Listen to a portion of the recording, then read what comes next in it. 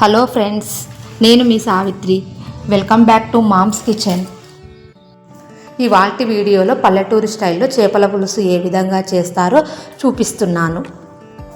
మీరు ఈ విధంగా చేసుకున్నారంటే ఎప్పుడు చేపల పులుసు చేసుకున్నా, మీరు ఏ చేపతో అయినా చేపల పులుసు చేసుకున్నా పర్ఫెక్ట్ టేస్ట్తో వస్తుంది. ఈ పులుసు కోసము స్టవ్ పై ఒక బాండీ పెట్టి 1 టేబుల్ స్పూన్ ఆయిల్ వేసుకొని, ఆయిల్ హీట్ అయిన తర్వాత 2 పెద్ద సైజు ఆనియన్ను కట్ చేసుకొని వేసుకోవాలి. ఆనియన్స్ కొంచెం మెత్తబడ్డ తర్వాత 2 పచ్చిమిరపకాయల చీలికలను, ఒక 2 చిన్న మీడియం సైజు టమాటాను వేసుకొని, టమాటా కొంచెం మెత్తబడడం కోసం 1 టేబుల్ స్పూన్ సాల్ట్ వేస్తున్నాను. స్టవ్ను మీడియం ఫ్లేమ్లో పెట్టుకొని టమాటా ఆనియన్ కొంచెం మెత్తబడే వరకు ఫ్రై చేసుకోవాలి. ఇక్కడ మరీ గోల్డెన్ కలర్ వచ్చే వరకు ఫ్రై చేసుకోవాల్సిన అవసరం లేదు. టమాటా ఆనియన్ కొంచెం మెత్తబడ్డ తర్వాత స్టవ్ ఆఫ్ చేసుకొని చల్లారనిద్దాం. చల్లారిన తర్వాత మిక్సీ జారులోకి తీసుకుందాము. ఇక్కడ మేము ఒక 2.5 కేజీల చేపలతో పులుసు పెడుతున్నాము. ఇక్కడ మేము 2.5 కేజీల చేపల పులుసు చేస్తున్నాము కాబట్టి కారం పొడి ఎక్కువగానే వేసుకుంటున్నాము. ఇప్పుడు రుచికి తగినంతగా సాల్ట్ వేసుకోవాలి. ఇక్కడ ముందుగానే ఒక పెద్ద నిమ్మకాయ సైజ్ అంతా చింతపండును నానబెట్టుకున్నాను. ఇప్పుడు ఈ చింతపండును వాటర్తో సహా వేసుకోవాలి.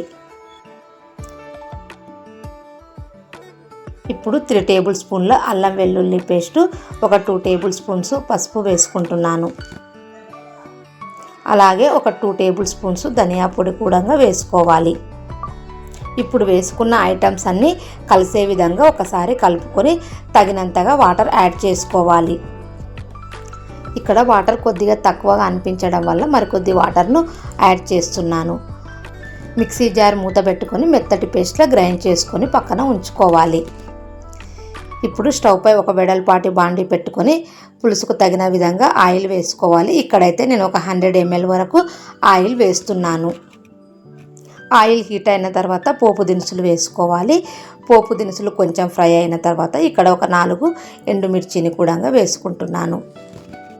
ముందుగా కట్ చేసి పెట్టుకున్న ఆనియన్స్ కొన్ని మిగిలిపోతే ఇక్కడ వేస్తున్నాను. ఆనియన్స్ కొంచెం ఫ్రై అయిన తర్వాత ఒక 2 రెమ్మల కరివేపాకు వేసుకోవాలి. ఇప్పుడు మనం ముందుగా గ్రైండ్ చేసి పెట్టుకున్న మసాలాను వేసుకోవాలి. మిక్సీ జారులో కొంచెం మసాలా మిగిలిపోయి ఉంటే వాటర్ వేసుకొని అది కూడా వేసుకుంటున్నాను. మనం తీసుకున్న చేపలకు ఎంత పులుసు అవసరం అవుతుందో అంత వాటర్ను ఇప్పుడే యాడ్ చేసుకోవాలి. చేపలను వేసుకున్న తర్వాత మళ్ళీ వాటర్ను యాడ్ చేసుకుంటే పులుసు అంత బాగా ఉండదు. కాబట్టి ఈ స్టేజ్లోనే తగినంతగా పులుసు, సాల్ట్ను కూడా చెక్ చేసుకోవాలి.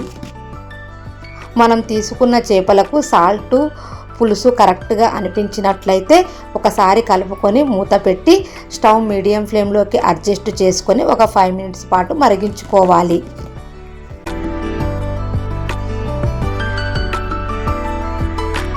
ఇవి ఒక 2.5 కేజెస్ చేపలు. వీటిని ముందుగానే నీట్గా కడిగి కట్ చేసుకొని పక్కన ఉంచుకున్నాను. 5 మినిట్స్ తర్వాత మూత తీసి చూస్తే పులుసు బాగా మరలుతుంది. ఇప్పుడు చేపలను ఒక్కొక్కటిగా వేసుకోవాలి. అన్ని చేపలను ఒకేసారి వేయవద్దు. ఇలాగే అన్ని చేపలను ఒకదాని తర్వాత ఒకటి వేసుకోవాలి. ఈ చేపలు ఉడకడానికి ఎక్కువ టైం ఏమి తీసుకోదు.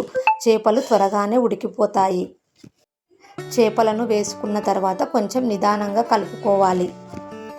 కొంచెం గట్టిగా కలిపినట్లయితే చేప ముక్కలు విరిగిపోతాయి. కాబట్టి కొంచెం నిదానంగానే కలుపుకోవాలి. ఇలాగా వీడియోలో చూపిస్తున్న విధంగా నెమ్మదిగా కలుపుకోవాలి. లేకపోతే చేప ముక్కలు విరిగిపోయి చేపల పులుసు అంత బాగా ఉండదు. చివరగా కొంచెం కొత్తిమీర యాడ్ చేసుకుంటే చేపల పులుసు రెడీ అయినట్లు. ఈ వీడియో మీకు నచ్చినట్లయితే లైక్ చేయండి, షేర్ చేయండి, సబ్స్క్రైబ్ చేసుకోండి. Thanks for watching. మీరు కూడా ఒక్కసారి ట్రై చేసి ఫీడ్బ్యాక్ ఇవ్వండి.